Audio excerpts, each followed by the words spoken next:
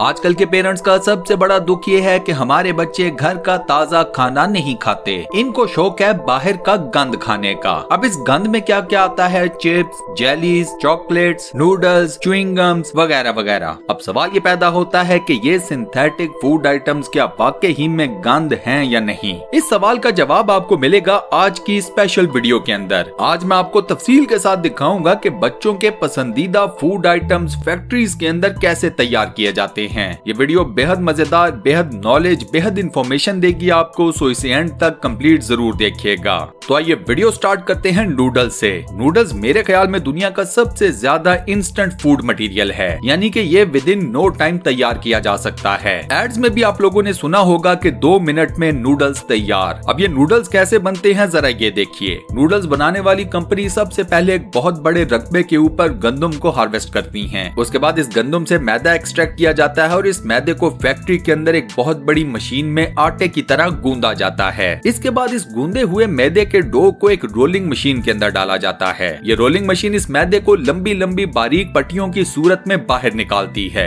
इस प्रोसेस के बाद एक और ऑटोमेटिक मशीन इन नूडल्स को इनकी ये इंतहाई स्पेसिफिक किस्म की शेप देती है। शेप मिलने के बाद इन नूडल्स को कन्वेयर बेल्ट के थ्रू फ्रायर की तरफ सेंड कर दिया जाता है। फ्रायर के अंदर नूडल्स को 80% तक फ्राई कर दिया जाता है। इस प्रोसेस के बाद नूडल्स के अंदर डाले जाते हैं प्रिजर्विंग एलिमेंट्स। प्रिजर्विंग एलिमेंट्स किसी भी कुक्ड फूड को लंबे अरसे तक ठीक रखने के लिए, सही रखने के लिए इस्तेमाल किए जाते हैं। इसके बाद नूडल्स का वो मसाला तैयार किया जाता है जो छोटे से साशे में आपको हर नूडल्स के पैकेट के अंदर मिलता है। ये मसाले ही नूडल्स का असल टेस्ट एलिमेंट हैं। डिफरेंट मसाले नूडल्स को डिफरेंट तरह का टेस्ट देते हैं। ये मसाले ginger powder, onion powder, garlic powder और दीगर कई मसालों को एक बड़ी सी मशीन में मिक्स करके बनते हैं। इन मसालों का असल में क्या फार्मूला होता है ये फैक्ट्रीज कभी भी किसी को नहीं बताती। ये उनका अपना एक बिजनेस सीक्रेट होता है। इस मसाले को तैयार करने के बाद छोटे छोटे साशे के अंदर डाला जाता है और ये साशे नूडल्स के बड़े बड़े पैकेट्स के साथ पैक कर दिए जाते हैं। अब चक्कर ये है कि नूडल्स के अंदर जो प्रिजर्विंग एजेंट्स इस्तेमाल किए जाते हैं और मसाले को इस्तेमाल करने में जो डिफरेंट इंग्रेडिएंट्स यूज किए जाते हैं, इन दोनों के इस्तेमाल की वजह से नूडल्स और इसके मसाले के अंदर लेड की मिकदार यानी कि सीसे की मिकदार काफी ज्यादा हाई हो जाती है, जो कि बेहद खतरनाक है। सीसे की इस क्वांटिटी की वजह से आपका जिस्म काफी ज्यादा बीमारियों का शिकार हो जाता है। यही वजह है कि दुनिया के मुख्तलिफ ममालिक में एक लंबे अरसे तक नूडल्स के बेचने के ऊपर बैन था। ये पाबंदी ज्यादा अरसे तक बरकरार नहीं रह सकी। रीजन नूडल्स बनाने वाली मल्टी नेशनल कंपनियों की मोनोपोली। अब बताओ दोस्तों कि ये सब कुछ जानने के बाद क्या अब भी आप लोग नूडल्स खाओगे या अपने बच्चों को खाने की इजाजत दोगे या नहीं? आपका क्या जवाब है मुझे नीचे कमेंट सेक्शन में जरूर बताना।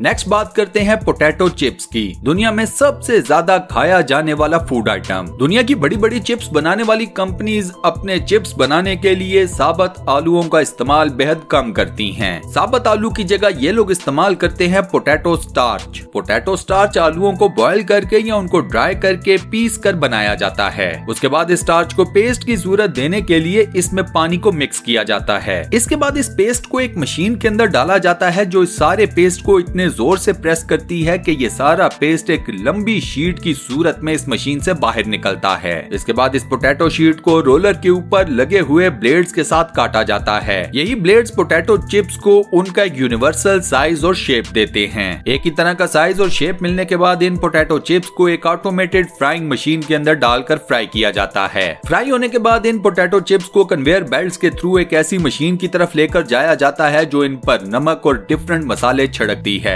अब इन सिंथेटिक चिप्स के अंदर सोडियम और ऑयल की मिकदार काफी ज्यादा हाई होती है। यही सोडियम और ऑयल जब आपके जिस्म के अंदर जाता है तो आपको मोटापा या ओबेसिटी, हाई ब्लड प्रेशर, हत्ता के डायबिटीज या शुगर का पेशेंट बना देते हैं। यहाँ आपको ये भी बताता चलूं कि ये चिप्स जिन पैकेट्स के अंदर पैक किए जाते हैं उन पैकेट्स को भी प्रिजर्विंग एजेंट्स लगाकर तैयार किया जाता है। इन प्रिजर्विंग एजेंट्स के बारे में कहा जाता है कि ये बिल्कुल वही हैं जो मेकअप आइटम्स के अंदर भी इस्तेमाल किए जाते हैं, ताकि ये मेकअप आइटम्स लंबे अरसे तक खराब ना हो।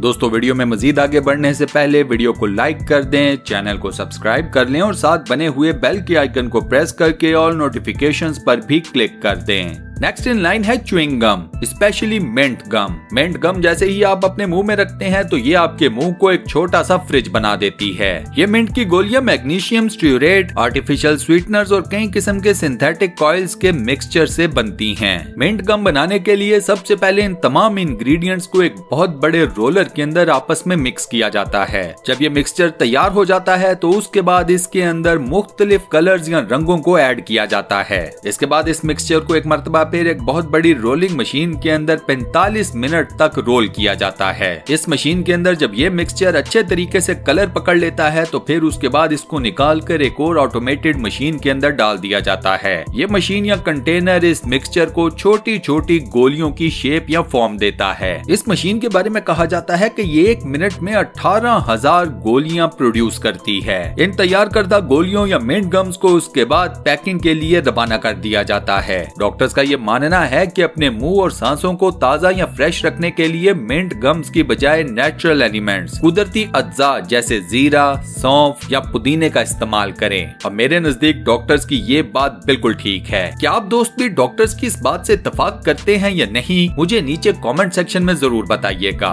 नेक्स्ट नंबर पर है लॉलीपॉप्स, छोटे बच्चों की फेवरेट खाने की चीज। फैक्ट्री के अंदर लॉलीपॉप्स को बनाने के लिए सबसे पहले एक बहुत बड़े कंटेनर के अंदर पानी को डाला जाता है। इस पानी के अंदर कॉर्न सिरप, मिठास या स्वीटनर्स और कुछ दूसरे फ्लेवर्स डालकर इस सारे मिक्सचर को 5 से 10 मिनट के लिए हाई टेम्परेचर के ऊपर गर्म किया जाता है। इस मिक्सचर को इतना ज्यादा गर्म किया जाता है कि ये लिक्विड फॉर्म से जेली फॉर्म में कन्वर्ट हो जाता है। इसके बाद इस जेली फॉर्म्ड लिक्विड को एक खास किस्म की मशीन में डाला जाता है। ये मशीन इस लिक्विड को एक लंबे पाइप के अंदर कन्वर्ट कर देती है। इसके बाद इस लिक्विड शेप्ड पाइप को एक कटर के सामने लेकर जाया जाता है जो इसे छोटे छोटे पीसीज के अंदर कट करता चला जाता है। इन कटे हुए छोटे छोटे पीसीज को एक नई मशीन के अंदर डाला जाता है जो इन पीसीज को लॉलीपॉप्स की शेप देती है। उसके बाद एक नई मशीन इन लॉलीपॉप्स के अंदर छोटी छोटी स्टिक्स को एडजस्ट कर देती है। इसके बाद इन तैयार शुदा लॉलीपॉप्स की पैकिंग का अमल स्टार्ट हो जाता है। यहाँ आपको ये बता दूं कि लॉलीपॉप्स की तैयारी में भी प्रिजर्विंग एजेंट्स को इस्तेमाल किया जाता है। सो इनके खाने का नुकसान भी पहले बताए गए फूड आइटम्स के नुकसानात जैसा ही है। लास्ट में बात करते हैं बच्चों, बड़ों, हर किसी के फेवरेट फूड आइटम चॉकलेट्स की। कैरामल चॉकलेट बनाने के लिए जो इंग्रेडिएंट्स इस्तेमाल होते हैं उनके नाम है cocoa oil, molasses, synthetic serum और शुगर। इन तमाम इंग्रेडिएंट्स को एक बहुत बड़े मिक्सर में अच्छे तरीके से मिक्स किया जाता है और उसके बाद इस मिक्सचर को हाई टेम्परेचर के ऊपर गर्म किया जाता है। इसके बाद इस मिक्सचर को एक बहुत बड़े स्ट्रेचर के ऊपर डाला जाता है और इसे आपस में अच्छे तरीके से मिक्स किया जाता है। तो इसके बाद इस मिक्सचर को एक खास किस्म की स्ट्रेचिंग मशीन के अंदर डाला जाता है और ये मशीन इस मिक्सचर को कई मिनट्स तक अच्छे तरीके से स्ट्रेच करती रहती है। इसके बाद इस मिक्सचर के अंदर पीनट बटर को ऐड किया जाता है। पीनट बटर को ऐड करने के बाद इस मिक्सचर को एक खास किस्म की रोलिंग मशीन के अंदर डाला जाता है जो इस सारे मिक्सचर को लंबे लंबे रोल्स की शेप देती है। इसके बाद इन गोल लंबे लंबे रोल्स को एक खास मशीन में डाला जाता है और ये मशीन इन रोल्स को छोटी छोटी बार्स में काटती चली जाती है। इसके बाद इन छोटी छोटी बार्स को हॉट मेल्टेड चॉकलेट में से गुजारा जाता है। इसके बाद इन बार्स को ठंडा किया जाता है और उसके बाद इन्हें प्लास्टिक के रैपर्स में पैक करके मार्केट के लिए रवाना कर दिया जाता है। और इसी इंफॉर्मेशन के साथ हम अपनी आज की इस वीडियो को यहाँ पर करते हैं दी एंड। दोस्तों, आज की वीडियो में मैंने आपको सिंथेटिक फूड आइटम्स बनाने के जितने भी प्रोसेस दिखाए, मराहिल दिखाए, वो देखने के बाद क्या अब भी आप ये चीजें खाना पसंद करोगे या नहीं? आप इस बारे में क्या कहते हो? मुझे अपना जवाब नीचे कमेंट सेक्शन में जरूर बताना।